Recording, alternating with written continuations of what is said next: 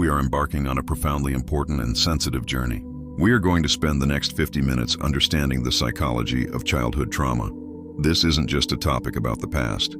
It's a key to understanding the present for millions of people. It's about the invisible architecture of our minds, the hidden blueprints that shape how we think, how we feel, how we love, and how we see ourselves in the world. Trauma isn't just about the big catastrophic events we might first think of. It's also about what didn't happen, the warmth that was withheld, the protection that was absent, the consistent love that was missing. It's the chronic stress of a volatile environment, the silent ache of emotional neglect, the constant feeling of walking on eggshells. These experiences etch themselves into our biology and our psychology. They are scars you can't see, but that you feel every single day. But here's the most crucial message. The thesis of our entire discussion today. They are not a life sentence.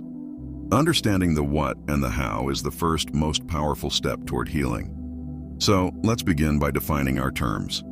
Chapter 1. What actually is childhood trauma? When we say trauma, we have to move beyond the dictionary definition. In psychology, trauma is not defined by the event itself, but by the nervous system's response to it.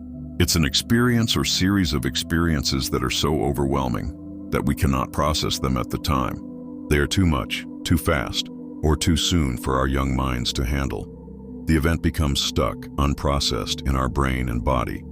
We often categorize trauma into two types: big T traumas.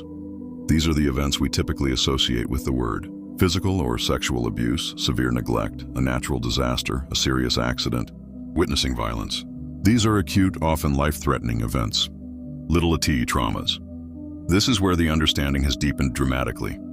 These are the chronic, less obvious experiences that, over time, accumulate and become just as debilitating. This is emotional neglect, where your physical needs were met, but your emotional needs were ignored. It's growing up with a highly critical parent, constant bullying at school, living with a parent with untreated mental illness or addiction, or being the victim of microaggressions. The key here is a relentless lack of safety and security. For a child whose brain is still developing and whose entire survival depends on their caregivers, even a little T can feel world-shattering. Their nervous system doesn't know the difference. It just knows, I am not safe. Chapter 2, the biological blueprint, the brain on trauma. So, what happens inside a child's brain when safety is gone? This is where the logic becomes heartbreakingly clear. Let's take a simplified tour of three key areas. The amygdala, the alarm system. This is your brain's threat detector. In a safe environment, it's calm. In an environment of chronic stress or fear, the amygdala becomes hyperactive, like a smoke alarm that's been set to maximum sensitivity. It's constantly scanning for danger, even long after the real danger is gone. This is the biological root of hypervigilance, anxiety, and a constant state of fight or flight. 2. The hippocampus, the librarian. This part of the brain is crucial for memory. It helps file memories away in context. What happened, when, and where. Under the flood of stress hormones like cortisol, the hippocampus can actually be damaged and shrink. This means traumatic memories aren't filed away neatly. They remain raw, fragmented, and easily triggered. A sound, a smell, a tone of voice can bring the past crashing into the present as if it is happening right now. 3. The prefrontal cortex, the CEO.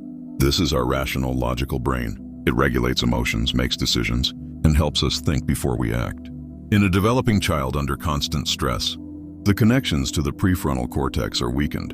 The amygdala, the alarm system, effectively hijacks the system. This is why adults who experience childhood trauma can sometimes have big emotional reactions that feel out of their control. The CEO gets fired by the security guard. This isn't a character flaw. It's a neurobiological adaptation. It was a survival strategy that worked in a dangerous environment. The problem is, the strategy doesn't turn off when the environment becomes safe. 3. The psychological aftermath, adaptive survival strategies. These biological changes give rise to a set of psychological survival strategies. As children, these were brilliant, creative ways to get our needs met and to survive. As adults, applied to new relationships and situations, they often become maladaptive. This is where we get concepts like attachment styles, coined by John Bowlby. Anxious, preoccupied attachment. If your caregiver was inconsistent, sometimes loving, sometimes absent, you learn to be hyper-attuned to their moods. You became clingy, anxious, and desperate for validation to ensure they wouldn't leave. As an adult, this can manifest as needing constant reassurance in relationships, fear of abandonment, and a loss of self. Dismissive, avoidant attachment. If your caregiver was rejecting or emotionally unavailable, you learned that needing people leads to pain. You shut down. You became fiercely independent and self-reliant, believing you can only depend on yourself. As an adult, this can look like emotional unavailability, difficulty with intimacy, and dismissing your own needs for connection. Disorganized attachment. This often stems from abuse or being terrified of your caregiver. The person you flee to is also the person you flee from. It creates a complete collapse of strategy. There is no coherent way to get needs met. As an adult, this can manifest as chaotic relationships, a deep fear of intimacy combined with a deep need for it, and a poor sense of self.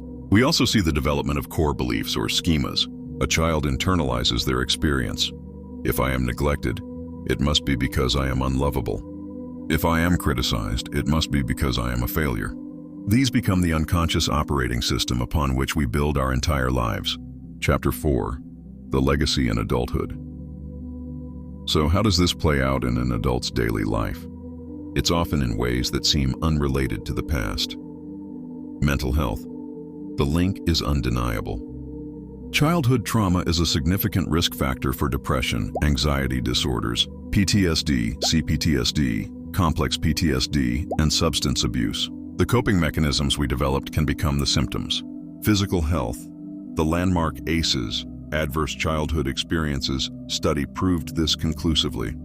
The more trauma a child experiences, the higher their risk later in life for heart disease, cancer, stroke, diabetes, and autoimmune diseases. The body keeps the score. Unprocessed trauma creates a state of chronic inflammation and stress. Relationships.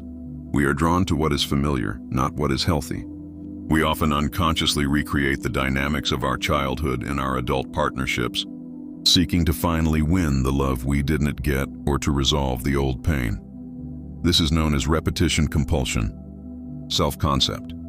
A deep-seated sense of shame is the hallmark of childhood trauma. The child's brain, in a desperate attempt to create meaning and control, decides, if bad things are happening, it must be because I am bad. This toxic shame becomes a lens through which everything is viewed. Chapter 5. The Path to Healing. Rewiring the System. This is the most important part. Knowledge without hope is cruel. So let's talk about healing. Healing is not about erasing the past. It's about integrating it. It's about changing the relationship you have with yourself and your history. The brain's incredible ability to change throughout life, neuroplasticity, is our greatest ally. We can build new neural pathways. We can recalibrate the nervous system. 1. Awareness and acknowledgement. This is the first and bravest step. Naming it. Understanding that what happened to you was not your fault. You were a child. You survived. This disrupts the cycle of shame. Therapy. This is the cornerstone. A qualified therapist provides a safe, consistent, and attuned relationship, the very thing that was missing. Modalities like trauma-informed CBT challenges the negative core beliefs. EMDR, eye movement desensitization and reprocessing, helps to properly process and file away traumatic memories so they lose their charge. Somatic therapies focus on releasing trauma that is stored in the body, not just the mind. Free reparenting. This is the practice of learning to give yourself what you didn't get. It's about noticing your own needs, speaking to yourself with compassion, and building a sense of internal safety and security. It's becoming the reliable caregiver you needed. 4. Mindfulness and regulation. Practices like meditation, yoga, and breathwork are not just buzzwords. They are practical tools to calm the amygdala, to strengthen the connection to the prefrontal cortex, and to teach your body that it is safe in this present moment. Healing is not a linear process, it's a spiral. You may revisit the same themes from a stronger, more resilient place. It's about progress, not perfection. Summary. The psychology of childhood trauma reveals a simple, devastating, yet ultimately hopeful equation. Pain that is not transformed is transmitted. It's transmitted through our health, our relationships, and our self-worth. But the second part of that equation is the key. It can be transformed. Your past does not have to be your blueprint. Those survival strategies that once kept you safe as a child can be honored for their service and then gently retired. You can learn new ways of being. You can recalibrate your nervous system. You can build a sense of safety from the inside out. The goal of healing is not to become a perfectly happy, unscathed person. That doesn't exist. The goal is to become a person who understands their own story. A person who can hold that younger version of themselves with compassion and say, I see what you went through. It was real. It was hard. And you survived. And now I am here to take care of us. We are safe now. That is the work. It is the hardest and most important work there is. Thank you for watching this episode of Loggerverse. If this resonated with you, please share your thoughts respectfully in the comments below. Be gentle with yourselves, and we'll see you next time.